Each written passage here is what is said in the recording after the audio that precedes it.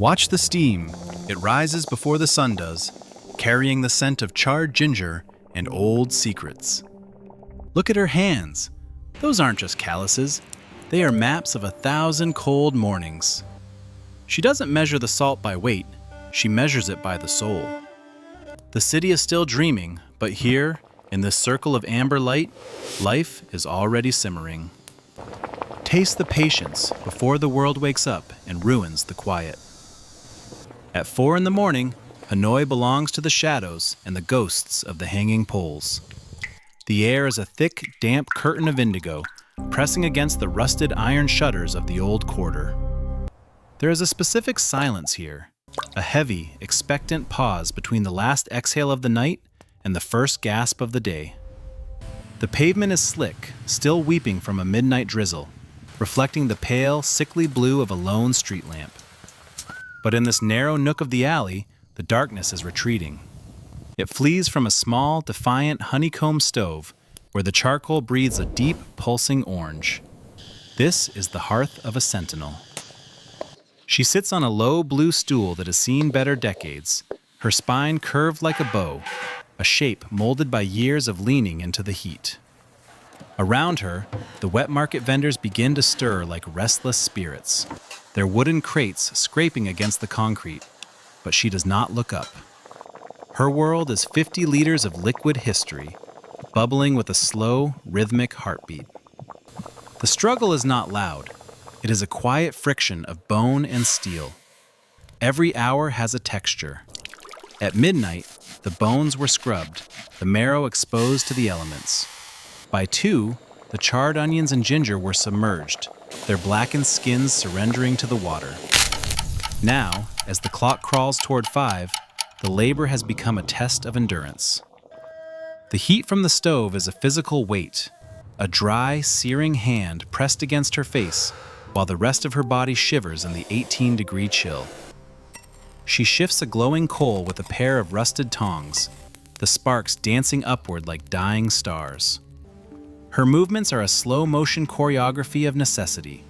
There is no wasted energy. When she lifts the heavy stainless steel ladle, her forearm muscles tighten, a landscape of corded strength beneath skin as thin as parchment. She pours the broth back into the pot from a height, aerating the liquid, watching the golden globules of fat spin in the whirlpool. It is a violent, beautiful alchemy. The steam clings to her hair, turning the silver strands into a halo of mist. She is a prisoner of this heat, yet she is its only master. Then comes the point of transformation. The climax of the morning arrives not with a shout, but with the sharp, wet slap of rice noodles hitting the blanching basket. She gathers a nest of bon fa, their white surfaces translucent, almost ghostly. They dive into the boiling water, a 5-second baptism that awakens the starch. With a flick of her wrist, she shakes them dry, a rhythmic, percussive sound that cuts through the distant hum of a passing motorbike. The bowl waits. She layers the meat with the precision of a jeweler. First, the beef brisket, cooked for hours until the fibers are ready to dissolve. Then, the raw, thin slices of top round, laid out like petals of a pale red rose.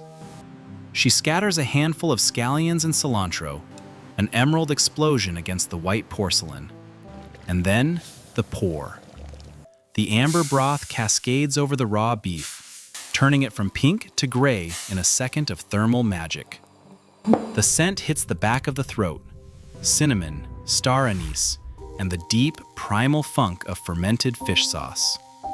This is the moment the ingredients cease to be items on a list and become a singular, living entity. As the first light begins to gray the sky, the chaos of the day remains at bay for just a moment longer.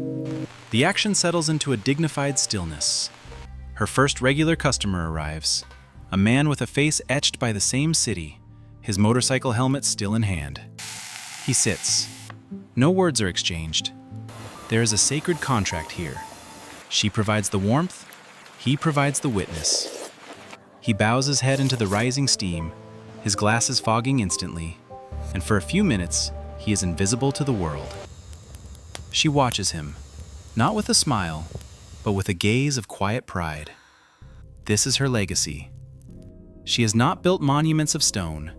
She has built a sanctuary of soup. Her wealth is measured in the emptiness of the bowl he will leave behind.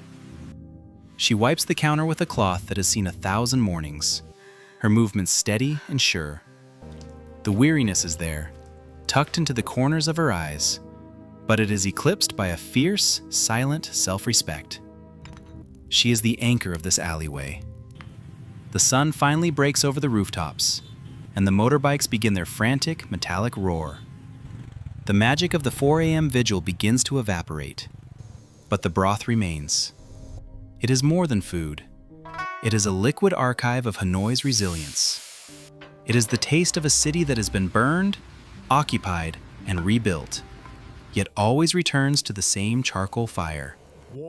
Every bowl is an echo of the grandmothers who stood here before her, their shadows lingering in the steam.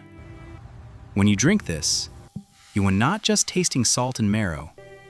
You are consuming the collective memory of a people who refuse to let their fires go cold. The city will change. The skyscrapers will rise, and the alleys may one day be paved with glass. But as long as there is a woman with calloused hands and a pot of bones, the soul of this place will remain. The fire does not die. It just waits for the next morning to be reborn. The silence is gone now, but the warmth stays in the marrow.